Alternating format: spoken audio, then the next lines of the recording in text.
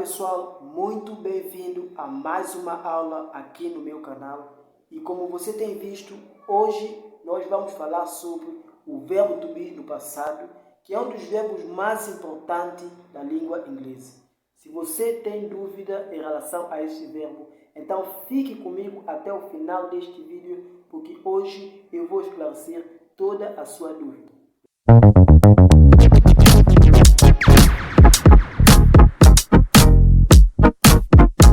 Senhoras e senhores, para quem não me conhece, eu sou Ali Pereira e antes de iniciar a nossa aula, é muito importante que vocês foquem na tela do meu celular e também vai anotando todos os pontos importantes que eu vou estar passando para vocês neste vídeo.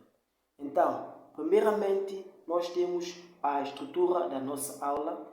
Nós vamos falar do verbo to be no passado, usando afirmativa, negativa e interrogativa. Depois, nós vamos dar alguns exemplos na prática, utilizando o verbo to be no passado.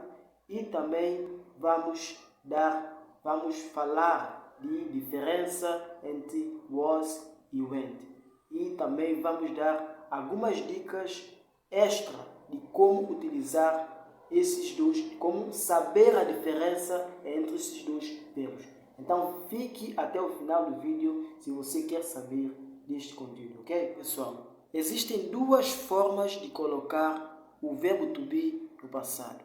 Nós temos o was e também o were. Os significados destes dois verbos podem significar foi, estava, era, fosse, e dependendo do contexto da frase. Como é que funciona a forma afirmativa desse verbo? Primeiramente, nós temos o pronome mais o verbo to be. Neste caso é o verbo to be no passado, depois o complemento. O was e o were também vai depender dos pronomes pessoais. Quando se trata do was, nós temos os pronomes I, he, she e it. E quando se trata dos pronomes you, we e they, nós vamos utilizar o verbo were. Ok? Então, pessoal, eu preparei alguns exemplos para ilustrar para vocês. Aqui tem vários exemplos, mas nós só vamos citar 3 exemplos para vocês saberem como pronunciar essas frases. E também uma outra coisa é que eu vou estar deixando o link deste PDF na descrição do vídeo para vocês baixarem. No primeiro exemplo nós temos: After my training, I was very tired. After my training, I was very tired. Depois do meu treinamento, eu estava muito cansado. Depois do meu treinamento, eu estava muito cansado. No segundo exemplo, nós temos: When I arrived at home, you were crying. When I arrived at home, you were crying. Quando eu cheguei em casa, você estava chorando. Então, note que na segunda frase, o verbo no passado, o verbo to be no passado, já mudou quando se trata da segunda pessoa do singular. No terceiro exemplo, nós temos: He was studying every day to Portuguese exam. He was studying every day to Portuguese exam. Ele estava estudando todos os dias para o exame de português. A estrutura do verbo to be no passado, na forma negativa, vocês apenas vão acrescentar o not depois do verbo to be no passado.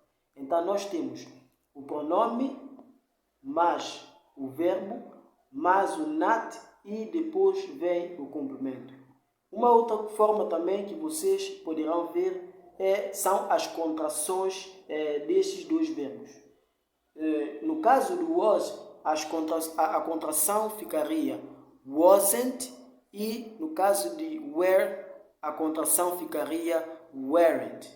Ok? Nós temos aí os mesmos exemplos que estavam aí em cima. Primeiro nós temos after my training I was not or I wasn't very tired. After my training I was not or I wasn't very tired. Depois de meu treinamento eu não estava muito cansado. No segundo exemplo nós temos when I arrived at home you were not or you weren't crying. When I arrived at home, you were not or you weren't crying. Quando eu cheguei em casa, você não estava chorando. E por último, nós temos he was not or he wasn't studying every day to podcast exam.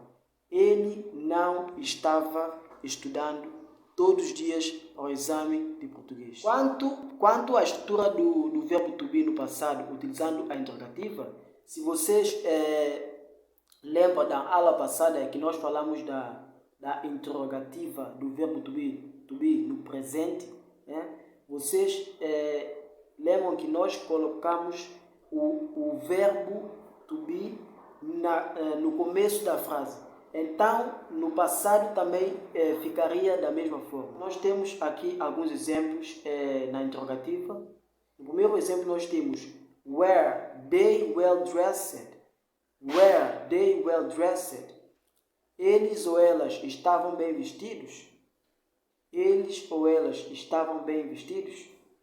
No segundo exemplo, na negativa, nós temos was not or wasn't he learning English? Was not or wasn't he learning English? Ele não estava aprendendo inglês? Antes de mostrar a vocês a diferença entre esses dois verbos, eu gostaria que você deixasse o seu like, compartilhar o vídeo, porque tem muitas pessoas que ainda não sabem inglês e que realmente desejam aprender inglês da forma certa.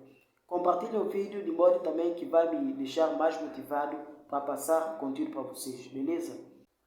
Então, pessoal, nós temos aqui duas frases com significados diferentes, verbos diferentes, mas estes verbos têm os mesmos significados, que foi. Então, qual é a sacada? Qual é a dica principal que eu quero passar para vocês? Na primeira frase, nós temos she was a great student. E na segunda frase, nós temos she went to the beach yesterday. Então, como é que vocês vão saber a diferença entre esses dois verbos? Sempre que tiver uma frase que representa o verbo ser, sempre que tiver uma frase, recorde bem, recorda essas dicas. Sempre que tiver uma frase que representa o verbo ser, você vai usar o was. E quando tiver uma frase que vai representar ou que vai mostrar que tem um sentido de deslocação ou movimentação, você vai usar o verbo went. Então, fica esta dica para você não ter mais dificuldade. Então, se você gostou da aula, subscreva no canal, ative as notificações para sempre receber vídeos novos todas as semanas quando eu postar. E não se esqueça de baixar o PDF com todos os conteúdos que nós passamos nessa aula, ok? A nossa aula vai ficar por aqui e até a próxima.